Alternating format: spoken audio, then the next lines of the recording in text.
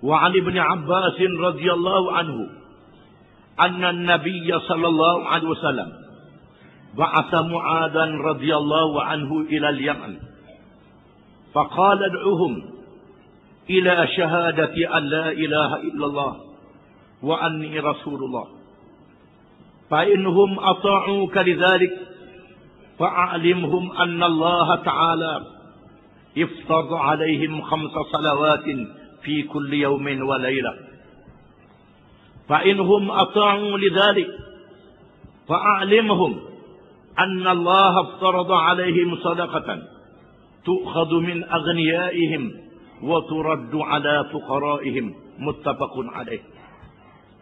Dan dari Ibn Abbas radhiyallahu anhu bahwa Nabi sallallahu alaihi wasallam telah mengutuskan Mu'adz radhiyallahu anhu ke negeri Yaman. Lalu bersabda kepadanya, ajak mereka kepada percaya dan mengucap bahawa tidak ada Tuhan yang sebenar melainkan Allah dan aku yakni Muhammad Rasulullah. Jika mereka mentaatimu dalam perkara itu, beritahu kepada mereka bahawa Allah Ta'ala telah mewajibkan ke atas mereka 5 sembahyang pada tiap-tiap hari dan malam. Maka jika mereka mentaatimu perkara itu, beritahu kepada mereka bahawa Allah telah mewajibkan kepada mereka sedekah yang diambil daripada orang-orang yang kaya mereka dan dibahagikan kepada orang-orang yang berhajat di kalangan mereka. Hadis riwayat Bukhari dan Muslim. Hadis ini menceritakan dengan cara yang lain, iaitulah Rasulullah SAW menghantar Mu'adz bin Jabal ke negeri Yaman untuk menggantikan Sayyidina Ali dan membantu Abu Musa al-Asy'ari radhiyallahu anhu. Apabila negeri Yaman masuk Islam tidak dengan perang, masuk Islam dengan damai, dengan aman. Sayyidina Ali yang dihantar dipanggil balik, digantikan dengan Mu'adz bin Jabal. Sebelum Mu'adz ditugaskan, Rasulullah temu duga Mu'adz dulu, menyoal Mu'adz dengan beberapa soalan. Ini kaedah kerajaan, dia nak pilih temu duga. Islam mendahului ajaran lain. Rasulullah menemu duga Mu'adz bin Jabal. Wahai Mu'adz, sekiranya datang kepadamu apa-apa masalah, bagaimana kamu nak selesaikan masalah? Kata Mu'adz, saya akan selesaikan dengan kitab Allah, yang dengan Quran. Quran dulu. Mari apa-apa masalah, buka Quran dulu. Quran kata macam mana. Jangan buka undang-undang manusia dulu. Buka Quran kediam. Macam hari ni, itu tak betul, sesat. Bila mari apa-apa masalah, buka Quran dulu. Saya buka, tengok Quran. Wahai Mu'adz, sekiranya tak ada dalam Quran, dalam Quran tak ada, macam mana kamu nak hukum? Kata Mu'adz, saya hukum dengan sunnah Rasulullah, dengan hadis Rasulullah. Saya akan cari apa hukum Rasulullah, apa sabda Rasulullah, apa kata Rasulullah. Rasulullah tanya lagi, wahai Mu'adz, sekiranya tak ada dalam sunnah aku, sunnah Rasulullah pun tak ada, macam mana? Kata Mu'adz, saya akan berijtihad. Ajtahidu wala alu.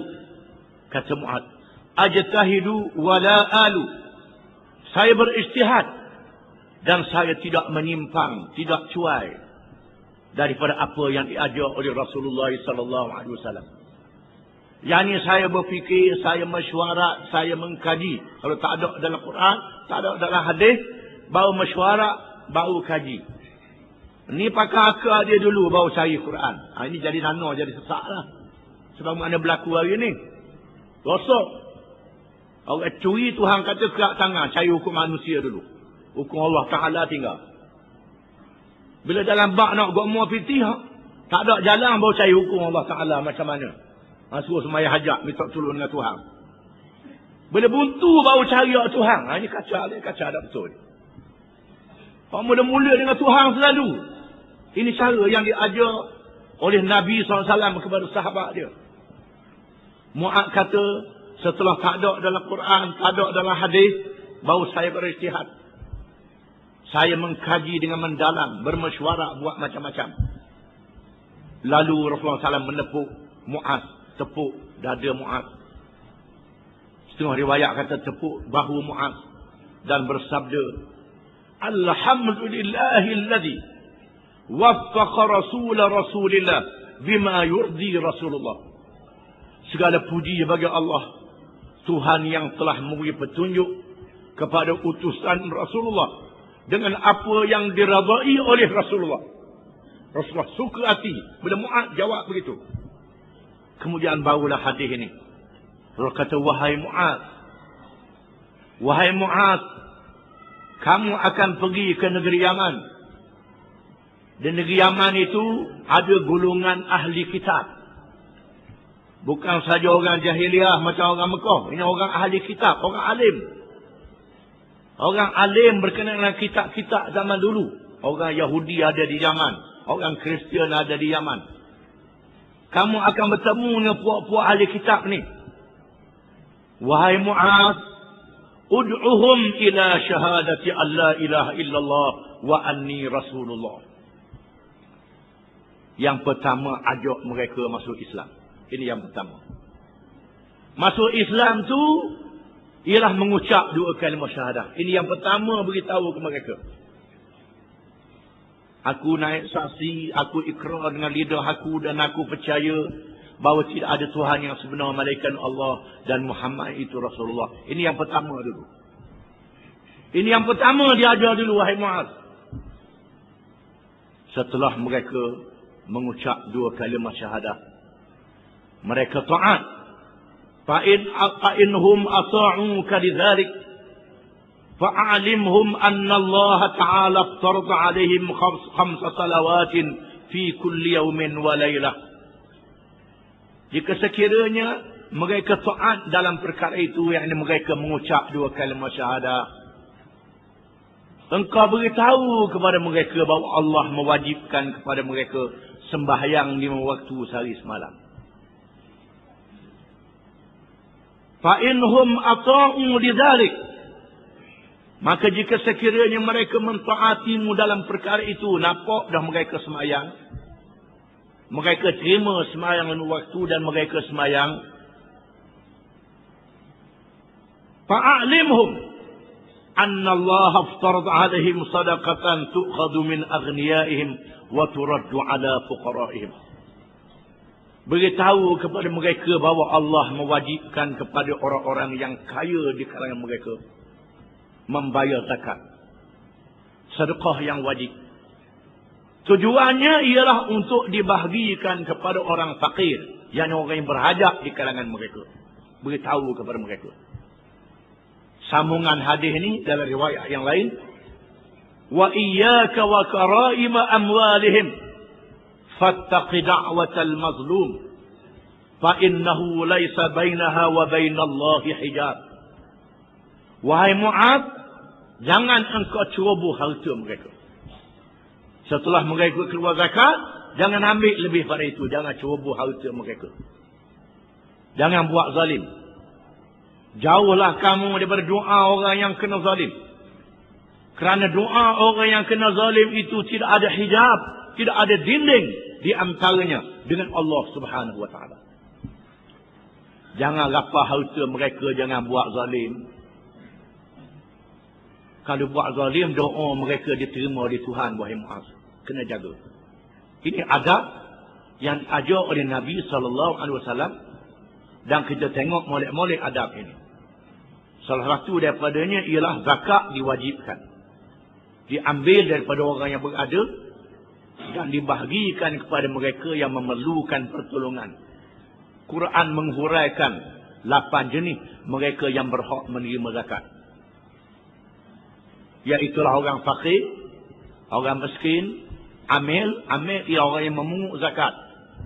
Dia tukang pungut zakat, ada sebahagian untuk dia. Orang yang berjuang perjalanan Allah, orang yang berhutang, hutang yang dihalalkan oleh syarak yang dibenarkan, tak mampu nak bayar hutang, hamba yang hendak dimerdekakan, Mereka yang keputusan belanja di dalam perjalanan. Keputusan belanja dalam perjalanan. 8 semuanya. Mereka yang boleh menerima zakat. Itu kadar ada 8. Zaman sekarang hamba tak ada. Maka jadi 7 bahagian.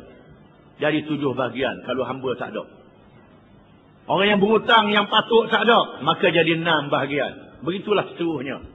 Jangan duduk main lapang tu lah. Lepas tu duduk taruh. Duduk taruh dah bagi-bagi. Ini tak kena cara dia. Kena faham. Ini pembahagian zakat yang dinyatakan oleh Quran. Dan zakat ini salah satu cara untuk mengatasi masalah kemiskinan. Makna mengatasi masalah kemiskinan ni, dia beri zakat itu sehingga tahun depan dia tak jadi orang fakir lagi. Tak berhajat bersedekah lagi. Ini tiap-tiap bulan minta sedekah sama. Tak kena cara. Itu kerana tarbiyah tak betul. Cara tarbiyah betul ialah sehingga orang fakir dia tak fakir lagi. Siapa berkata begitu jadinya. Sebagaimana yang berlaku di zaman yang disebut oleh Nabi SAW, bukan zaman aku. Akan tiba masanya Islam menang. Sehingga payah nak beri sedekah. Ini berlaku zaman Umar bin Abdul Aziz.